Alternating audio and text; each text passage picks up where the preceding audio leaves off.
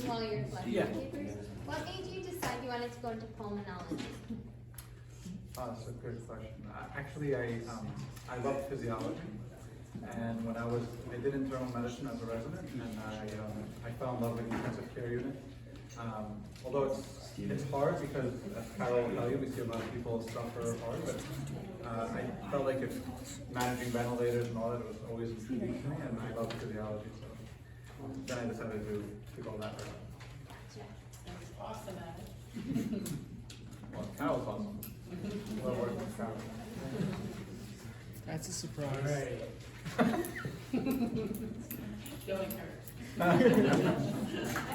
You guys have an awesome youth leader. Carol's great to work with. So we're going to try and get through as many of these as possible. If we don't get to your question, feel free. You can come and talk to Dr. Mina afterwards. We'll also get his email, and you can email him questions. You can talk to, especially Carol, as one of our youth leaders who's a nurse. You can talk to her especially. And we'll have time afterwards. Carol's seen a lot of these cases with us in the ICU at Plainview, actually. We've had several over the years.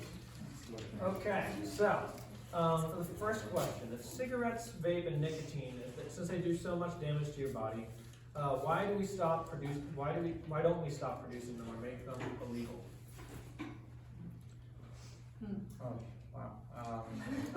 Money drives I agree.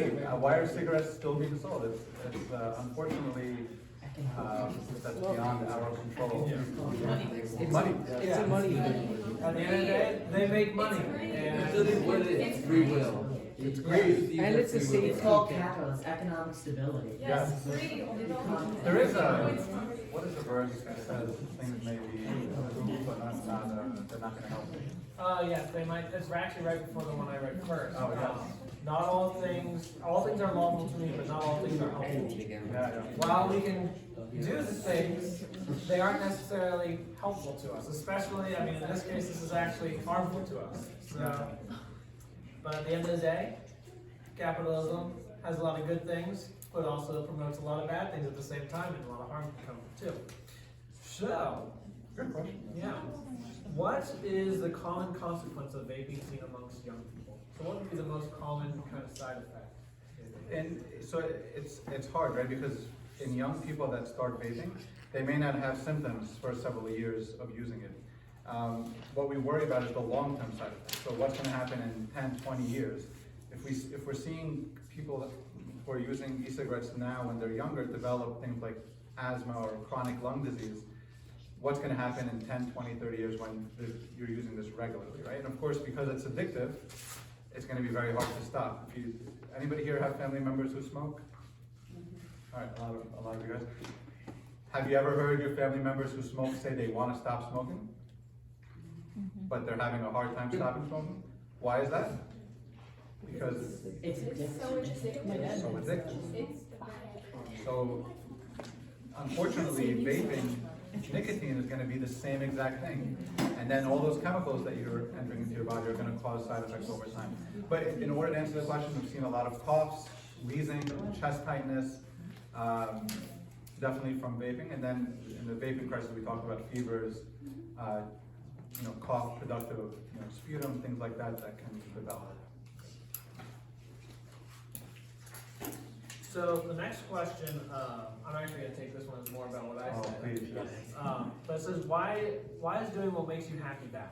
And they specifically do the fast food example. I probably didn't explain that one very well, but I get fast food isn't good for you, but you still want to be happy, right? There's a lot of things in this world that make us happy, and that doesn't necessarily make those things bad if they make you happy. Fast food isn't a sin. Gluttony and overeating and going to the excess and just eating and consistently and not overdoing it, that's when it becomes bad, because that's when it becomes your God in a sense. It becomes your ultimate priority. Whether that can be the same thing with exercise, where that becomes the biggest thing in your life. These different things, just because something makes you happy doesn't make it bad, but sometimes it does. I mean, sometimes temptation is tempting, because oftentimes in the moment it feels good. But at the end of the day, it doesn't end up leaving you with lasting joy though. that can only be found through Jesus, through God. And, I mean, we talked about how He is the Prince of Peace, and that peace that you can find can't be found in vaping or in food or exercise or even different body image struggles and other things, even vaping. It can only be found in God. So if you want, whoever wrote this, if you want to talk more about that, we can talk more afterwards, but I'm going to keep going. We already answered this one, you think? I like you answering that. Actually, no, we didn't answer this one. Which is harder to quit vaping or smoking? It really depends on the amount of nicotine, and it's either or going to be hard to quit. The one statistic that was a little bit alarming is 1 Juul pod. Anybody here ever seen Juuls? E-cigarette Juuls? Yeah. How long does it take one person to finish 1 Juul pod? Yeah. A day. A day, not even. That's a pack. That's the equivalent amount of nicotine as a pack of cigarettes. Some people can go through more than 1 Juul pod a day. So, you know, if you think about people who smoke now, like your parents or grandparents who smoke now, when they were younger, they weren't smoking packs a day. They were probably smoking half a pack, a quarter pack. Now, over the years, they became more. If people are using nicotine or using Juuls up to a pack a day right now, the same amount of nicotine, you can imagine it can only get worse over time. So I think it's going to be vaping, but we don't know because people are not trying to quit from how addictive it is. So we kind of already touched this one. We don't necessarily need to go into a whole lot of detail, but how much does it decrease your health? So not necessarily the exact symptoms, but how does it cause you to be more susceptible to other illnesses? Oh, that's a good point. Definitely the people who have chronic lung disease are more susceptible. So for example, when the COVID pandemic broke out, you saw one of the things that was always advertised, whoever has chronic lung disease is at more risk of severe COVID pneumonia. You guys saw that in the media, right? So people who vape, who develop chronic lung disease like asthma or chronic lung injury from vaping, they're definitely more susceptible to developing bacterial pneumonias, infections, and worsening of their chronic lung disease. So yeah, that's definitely true. Yeah, and you mentioned about how e-cigarettes are cheaper than cigarettes, but how much cheaper? Like, I mean, obviously they're easy to get. Like, I mean, somebody is curious. Yeah, I remember Googling it a couple of years ago, but when you look at, for example, the Juuls, which are the most, or Logic, which are the most common, you don't have to buy a new Juul device. You only have to buy the pods, right? And those pods come in 4 of them, I think, were equivalent to 1 pack of cigarettes. So if 4 Juul pods are equal to 1 pack of cigarettes, that's 4 times the amount of nicotine equal 1 pack of cigarettes. So maybe 75% cheaper almost. Yeah. I think this one's good before we get to the next question, but what is the fix for the people who come in with symptoms? Like, are their symptoms permanent? Can they be treated over time? I know you touched a little bit on this. But. Yeah, so it depends on what symptoms they have. So for the vaping crisis that we had a couple of years ago, the treatment was oxygen therapy. We gave them steroids like prednisone for a prolonged course. For people that we see in the office who develop asthma-like symptoms, the treatment of asthma is usually just inhalers, so we give them inhalers. And then all these patients that have symptoms of vaping-induced lung injury or asthma, whatever it is, we give them guidance for quitting. So there are many options to stopping nicotine. So there's even, besides for nicotine replacement therapies, there's definitely pills and medications that we can give. We don't like to use pills unless we have to. A lot of people, most of the patients that I had who had vaping-associated lung injury a couple of years ago, they actually stopped vaping. There was one guy who came to Plainview three times to the ICU.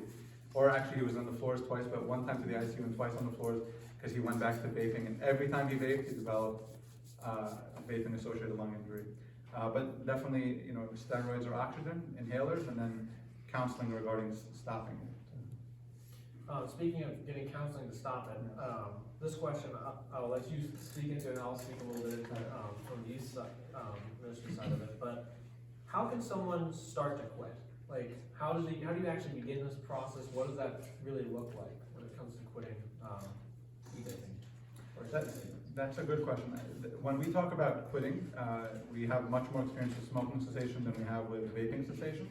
But the first and foremost important step in quitting is having a will to quit. So wanting to quit is the most important step to actually quit. So first is wanting it, or the will to quit, and secondly is having somebody to hold you accountable. So my patients who come to me who have chronic lung disease or whatnot, who are smoking, their lung disease may be stable, but what I do is I ask them to come back in 3 months because I want to make sure I hold them accountable, and I'll always ask them about their stopping. And then there are many options. So for example, there's nicotine patches, there's nicotine gums, there's actually nicotine inhalers, which we do use, and then there's a lot of pill options. But it's definitely the will to quit, having somebody hold them accountable, medication options, and then lastly we have Center for Tobacco Control. Many different health systems have that can help guide patients as well.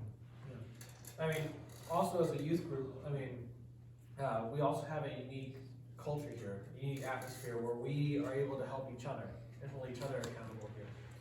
As youth leaders, we really want to be there for you, whether you're struggling with vaping or you're struggling with something else, we're here to help you. So if you're ever struggling with something like that, you can come and talk to us, but I encourage you, whether it's us or if you find somebody else that you can trust, just find a godly Christian that you know can hold you accountable, who's able to point you back on the way that you should go. Quitting anything, whether it's vaping or a different struggle, a lot of times it's not always easy, and it takes time. But part of that is just continuing the process. Even when there's a minor setback, even when you slip up once or twice, you can still get back to it, and you can still continue to move forward. Sorry, Yeah. I have to add one more thing that you made very clear. Every patient that I've had who's quit smoking has failed many times along the path. And I think that's very important, so thank you for saying that. Yeah. I think this one is really important, especially as we're all in a culture where people are doing this all around us, especially in your guys' school. You most likely probably know people who are doing it. But what should you do if your friend isn't pressuring you to vape, but they're vaping? How should you approach that? How should you start to handle that? That's a good question. I might come back to talking about that after. Yeah, that's probably better for you to answer, but I can give my take and then I'll leave it for you. But I gave you guys today a glimpse or an overview of the different side effects or health effects of vaping. Somebody who's involved in vaping may not want to hear that, right? That's not the first thing that they may want to hear about. I think it's important to one is just to be a friend, to let them know that they're there, to kind of walk them through it if it's something that they really do want to quit. But also repeating it over and over again is not wrong. To kind of let them know, this is probably not good for you. I know it's cool, it looks great, kind of supporting them in why they're using it, but also kind of bring them back to why it may not be good for them and repeating that over and over again. I mean, the Bible tells us, right along those lines, that we're supposed to speak the truth, but we're supposed to do it in love. So if you have a friend that is struggling with this, they're doing harm to themselves, that doesn't mean you just cut them off and say, yep, no, I'm done with you. That's not what we're supposed to do with any situation. We're supposed to be right there beside them trying to help them, whether that's just reminding them gently, hey, this isn't good, or being an example. In a school setting, I mean, you have teachers that you can talk to about it. I mean, maybe that looks like finding a trusted teacher. You can say, hey, I'm not sure what to do here. But I mean, in a youth group setting, if there's a friend here who's struggling with it, you can come and talk to me. You're not getting anybody in trouble. That's not what we're doing. It's just that we can begin to have conversations that partner with you in helping that person. But for you personally, it looks like gently reminding them, trying to hold them accountable, and trying to help them through that process. And it's not a one-off conversation either. It's multiple conversations of a relationship. Now this one, it gets to some of the, we have a little bit of time left, so this might be one of the last questions. But you talked about how cancer is something that is a very likely potential symptom that you may see develop even more in the future. But you started to see some of that type of things now, kind of, it seems. But how do you know that every time that someone has lung cancer, how would you know that's from vaping? So how would you be able to identify? It's the same. So we don't know if vaping causes lung cancer yet. It's too early, right? It's only been out for 5 or 10 years, or maybe a little more than 10 years now, actually. But the same way that cigarettes were not known to cause cancer until 30, 40 years later, we know that there are cancer-causing chemicals in in vape products or e-liquids. The only way for us to know is the same way we found out with smokers. We ask a medical history. So when somebody comes to us with a lung nod or something that looks like cancer, and we want to know what are the risk factors. So we ask, do you smoke? Do you use e-cigarettes? Do you use marijuana? Do you vape? Do you use, etc. So it's all going to be based on the history is the most important. And of course, being honest with your doctor is always very important. When patients come to us, they're usually very honest because they want to get treated properly. But it's based on the history is the answer. I just have one question, just to clarify what popcorn lung is, because that's when we saw these young people in their 20s in our ICU on ventilators, the popcorn lung was from vaping. Yeah, And- that wasn't, there is popcorn lung. Is it only from that, or is other things caused? Yeah, I mean, we saw the severe lung injury, like I showed the Yeah. CAT scan there, from the marijuana oil, or sometimes it was from Juul, but mostly from the marijuana oil itself, causing severe pneumonia. What looked to us like initially we thought it was bacterial pneumonia, but they were on ventilators, they were on oxygen, they were on high flow oxygen actually. You know.